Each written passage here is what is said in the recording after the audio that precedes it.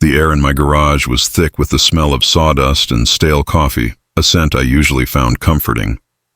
It was 3 a.m., and I was hunched over a restored vintage pinball machine, the Fireball model, when the truth flickered to life on my workbench. My wife, Alara, always insisted on keeping her work laptop. A sleek, expensive device, separate from my clutter, but she'd left it open, connected to the charging station I'd modified for faster output. And a single catastrophic pop-up notification had just derailed my entire life. It was a message from a dating app, a simple damning line. "Can't wait for our trip to Aspen, my snow leopard." Got the champagne chilling. I didn't own a single piece of ski gear, and the only mountain I climbed was the stack of invoices on my desk. That notification was a glitch, a critical error in the elaborate system of trust and loyalty I had spent a decade building with my wife. It didn't just expose her affair. It revealed a calculated, cold-blooded betrayal that had been running silently in the background of our marriage for months. My name is Julian Hayes. I'm 40 years old and I design high-end, custom automation and security systems for the wealthiest homes in Seattle. My work is about control, precision, and eliminating vulnerabilities. Yet, here I was, the system architect, having completely missed the threat inside my own walls. The garage, my sanctuary filled with logic boards, wiring diagrams, and the comforting hum of transformers, suddenly felt like a cage, and I was the trapped animal. I should have closed the laptop. I should have gone upstairs, woken her, and started the inevitable messy confrontation. But I'm a man who deals in data, not emotional outbursts. I needed to understand the scope of the damage. My hands, usually steady as I soldered microcomponents, trembled slightly as I clicked on the notification. Alara's password, an embarrassing reference to a forgotten inside joke from our early 20s, worked instantly. The chat was with a man saved only as Vance L. No emojis, no pet names at first, just an efficient, business-like exchange of plans. He was apparently a partner at her high-powered investment firm. They talked about market projections, then seamlessly transitioned to meeting locations, alibis, and logistics. It was horrifyingly professional, like planning a corporate merger, not a cheap hookup. But then I found the older messages, the ones from weeks and months ago. The veneer of professionalism dropped away, exposing something far nastier. Vance L. Did you tell your husband about the quarterly meeting in Portland? Alara, yes, he believes me. It's pathetic, really. He's so focused on his little gadgets and circuit boards he wouldn't notice a freight train. Vance L. Good. I want to spend the whole weekend at my place. No interruptions, Alara, absolutely. It's getting so difficult to look at his face. The way he talks about our future, it makes me sick. He truly believes we're a team. The words hit me like physical blows. It wasn't just the sex. It was the cruel, mocking disregard for our life together, the absolute contempt she held for me and my work, my little gadgets. The gadgets that paid for her designer clothes, her expensive car, and the mortgage on this very house. I scrolled further, past countless logistical notes, until I came to something that made my blood run cold. Something that elevated this from simple adultery to something genuinely dangerous. They had been discussing my recent investment in a major property development, an old warehouse I was planning to convert into a massive, state-of-the-art repair and design facility. This was my legacy project, my dream. She was supposed to be handling the legal side. Vance L. The warehouse financing is risky. If he defaults on the loan, we'd get out clean. No messy divorce, just a tragic failure, Alara. I've looked at the contracts. The due diligence is solid. He covers all his tracks. He's too good at his job, ironically. Vance L. Maybe we need a more direct approach to due diligence. Alara. I'm not following. Too early for your dark humor, Vance. Vance L. No humor.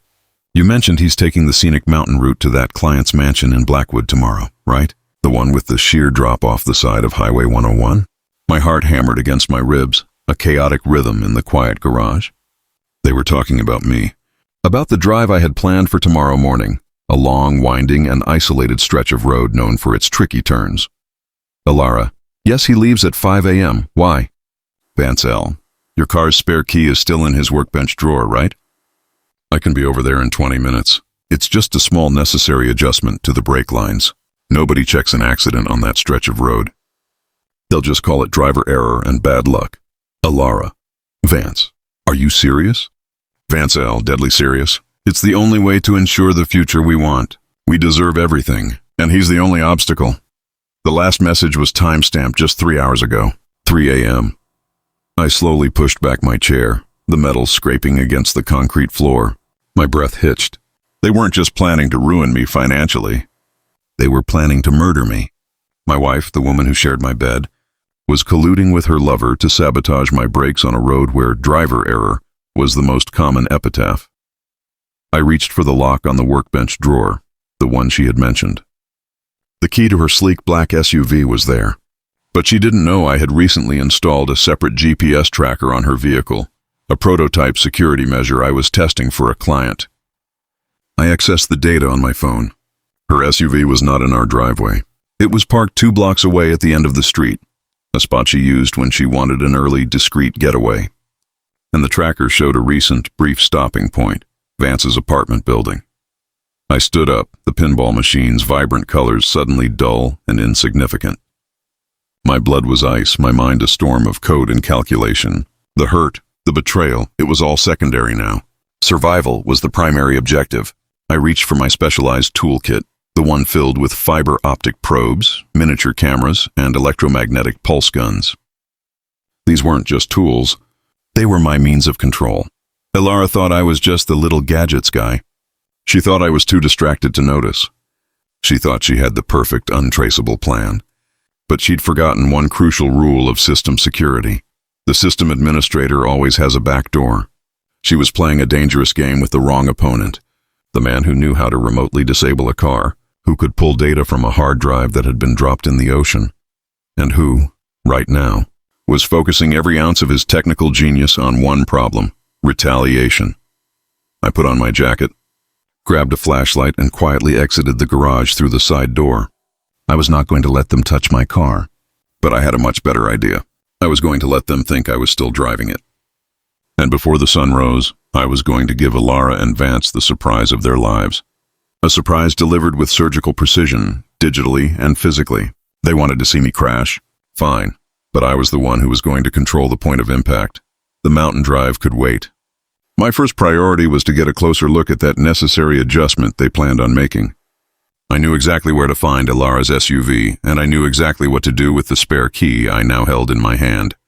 It was time for a system update, and this one was going to be irreversible. The night was a canvas of inky black and the unsettling silence of a wealthy neighborhood asleep. I moved like a ghost, fueled by a terrifying cocktail of adrenaline and methodical rage. 2 blocks away, Ilara's black luxury SUV sat under a street lamp, a beacon of her infidelity and a potential crime scene. I had the spare key in my pocket, but I wasn't there to drive it. I was there to disarm the bomb and plant my own. I unlocked the driver's side door, slipped inside, and immediately went to work. My hands, despite the tremor in my chest, were efficient. I wasn't a mechanic, but as a systems engineer, I understood the principles of failure. The brake system was pressurized, hydraulic, and easily accessible from the wheel wells, or in this high-tech model, via the car's diagnostic port, instead of cutting the lines, which would leave a clear forensic trail. I plugged my specialized diagnostic tablet into the OBD2 port. I bypassed the firewall in less than 90 seconds. Ilara always mocked my hacking, but right now her life depended on my competence. I was looking for one thing: the Adaptive Cruise Control, ACC, and Collision Mitigation System, CMS parameters. I found the subsystem and subtly recalibrated the brake pressure sensor limits and the throttle response curve. The change was minuscule, a phantom adjustment, 5% less brake pressure at high speeds, 5% more throttle response delay. In normal driving, this would be imperceptible, but on a winding downhill mountain road, it would create a catastrophic failure of driver control, making a safe turn nearly impossible, a perfect driver error without a single cut line. I also installed a small, military-grade GPS transmitter I'd been developing. I wired it directly to the SUV's primary battery, bypassing the car's built-in tracker. This device wouldn't just tell me the car's location. It had a highly sensitive 3-axis accelerometer that could report impact force and G-forces. I had to know exactly when and where the crash would happen. Finally, I pulled out a tiny high-definition camera, the size of a thumbnail, and mounted it just behind the rearview mirror, aimed aimed perfectly at the driver's seat. It was connected to my new GPS unit, allowing me to view a live feed. I needed proof for my own protection, but mostly, I needed to see their faces when the realization dawned. I closed the door, wiped down the handle, and walked back home. The whole operation took less than 10 minutes. Back in my garage, I didn't go to bed. I sat at my computer, watching the faint red blip on my screen that represented Ilara's SUV. It was still parked at Vance's street corner, waiting for him to arrive and carry out their original, brutal plan. At 4:15 a.m., the car's headlights flashed. A moment later, the driver's side door opened and closed. A tall, shadowy figure, Vance, I presumed, got into the car. He wasn't subtle. I watched his profile on the grainy camera feed as he fumbled with the glove compartment, probably looking for tools. He spent several minutes leaning down by the driver's side wheel well, doing whatever crude, destructive work they had planned. He had no idea that I had already outmaneuvered him. The thought of Vance's clumsy fingers near my subtly re-engineered system was almost amusing. Vance got out, dusted himself off, and walked quickly away. He was heading back to Ilara. They'd celebrate their supposed success before she came home and played the part of the devoted wife. At 4:45 a.m., I saw the main garage door of my house open. Ilara's other car, a modest sedan I drove, backed out. She was returning to her SUV. She was in a hurry. She was rushing home to put on her "I love my husband" mask for our fake goodbye. I quickly sent a series of messages from my encrypted burner phone to the Jennifer account I had set up earlier.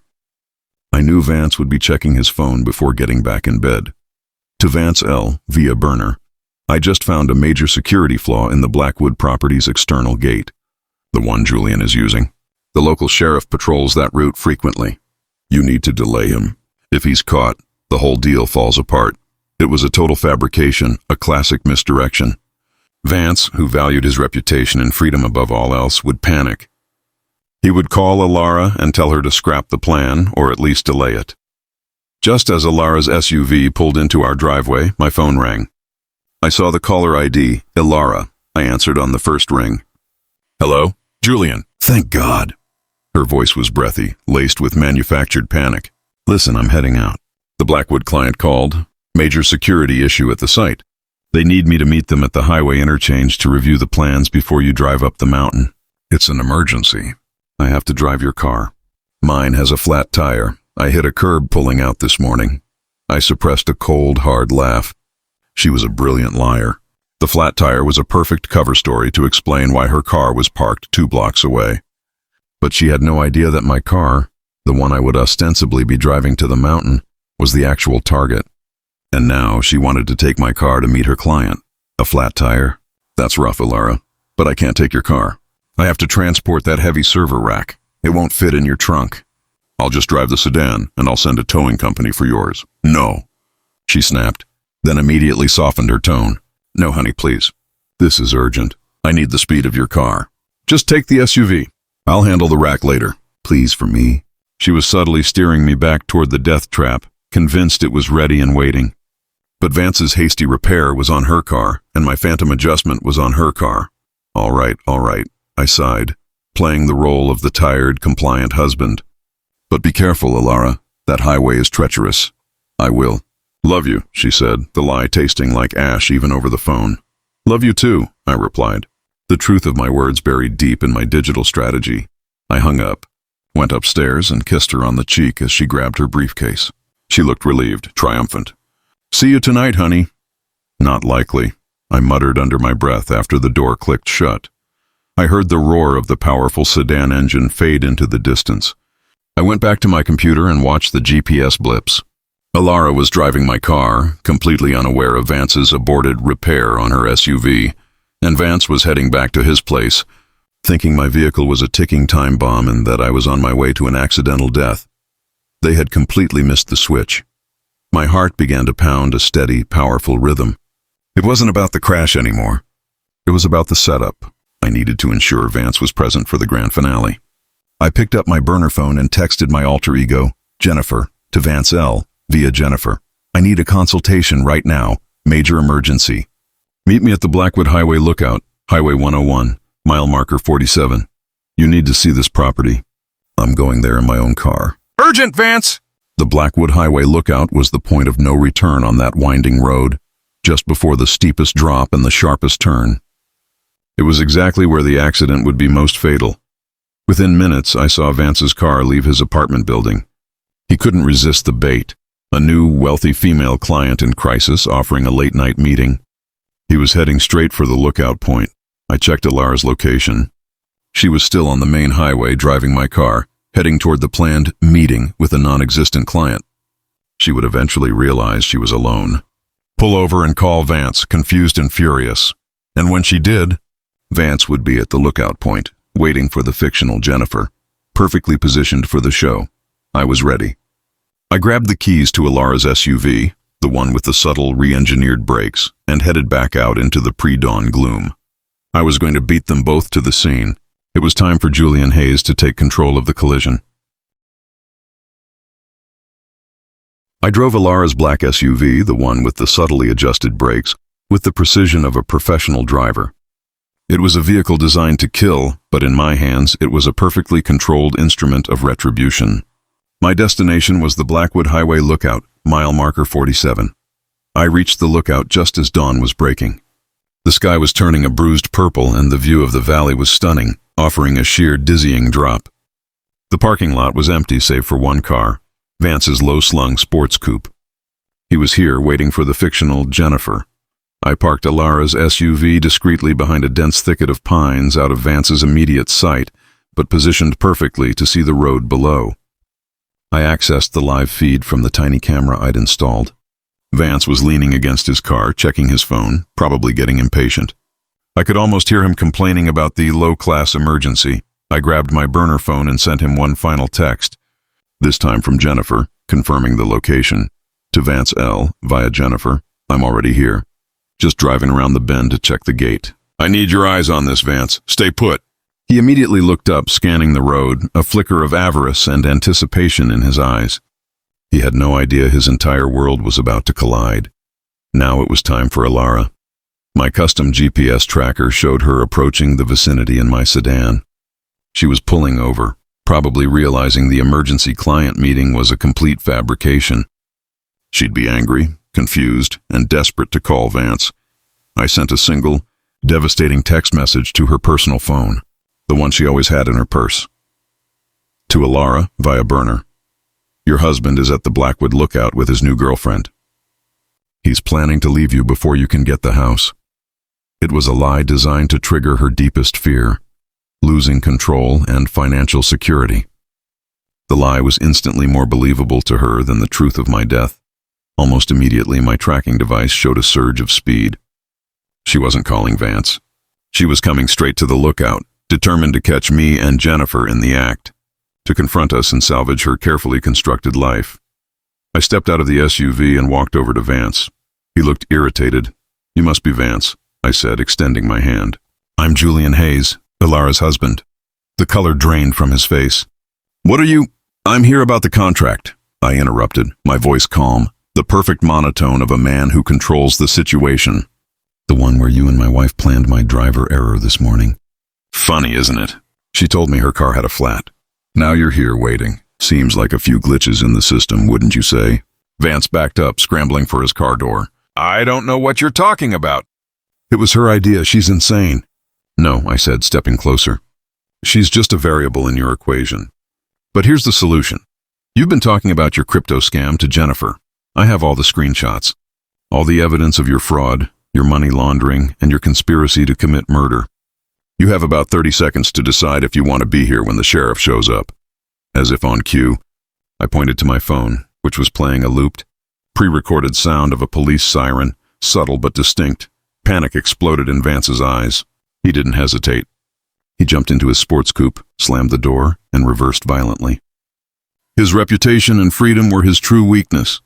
He accelerated onto the highway, speeding away from the lookout, desperate to outrun the law that wasn't even there. I turned my attention to the road. Alara's car, my sedan, was now rounding the final bend, headlights blazing. She was driving far too fast, fueled by rage and certainty. I walked back to Alara's black SUV, the true death trap, and used the remote start. The engine purred to life.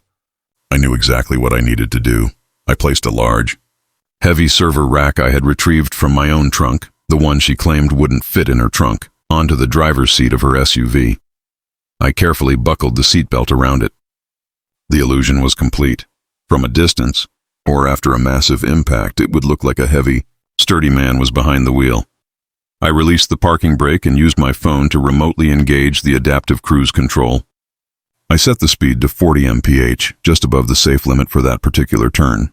With a final check of the surroundings, I gave the vehicle a slight push. The black SUV, with the server rack driver and the compromised brakes, began to roll silently down the slope toward the highway. It reached the pavement and smoothly accelerated to the set speed.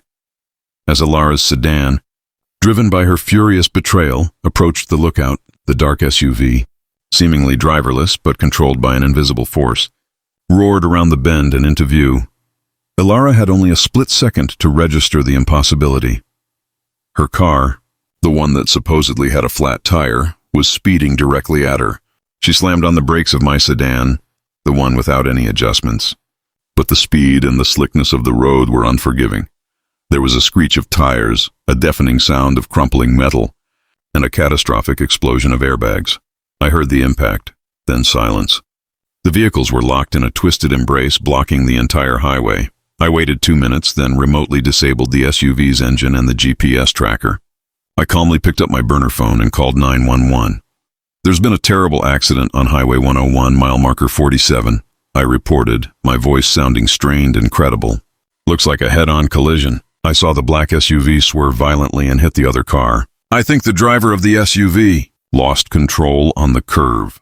I hung up, walked back to my sedan, and pulled the crumpled mess of the front end out of the road, just enough to create a safe path around the wreckage for the arriving emergency vehicles. I waited, the dutiful, distraught husband, until the sirens wailed in the distance. The investigation was exactly as I had planned. The black SUV's brakes were malfunctioning due to a highly technical system glitch, a finding consistent with the dangerous mountain road. Ilara, driving my sedan, was deemed to have swerved to avoid the oncoming vehicle, resulting in her own serious injuries. The server rack. It was found shattered on the passenger floorboard of the SUV, a tragic distraction that probably caused the driver to lose control. Vance, meanwhile, had driven straight into a state trooper checkpoint further down the coast. The Jennifer tip about the non-existent gate flaw had panicked him so much he was speeding recklessly. When the police searched his car, they found cash and documents related to his illegal crypto scheme. He was arrested on financial fraud charges before he even heard about the crash. Ilara survived, but her injuries were severe, requiring a long, painful recovery. Her legal career was over. The public scrutiny and the looming threat of the evidence I still held, her chats about the original murder plot, ensured her silence and my safety. I filed for divorce, quietly. With the evidence of Vance's fraud and Ilara's prior communications, I secured my assets, the warehouse, and every penny of my business. I stood in my garage a year later, the scent of sawdust and fresh paint in the air. The Fireball pinball machine was fully restored, shining and humming, a testament to perfect engineering. I was building a new, sophisticated security system for a client, a system with multiple layers of defense and no external vulnerabilities. I was fixing things again. And this time I had fixed my life too. I had eliminated the glitch in the system, proving that the man who understands how things work, how to take them apart, and how to put them back together in a way that serves his design, always wins.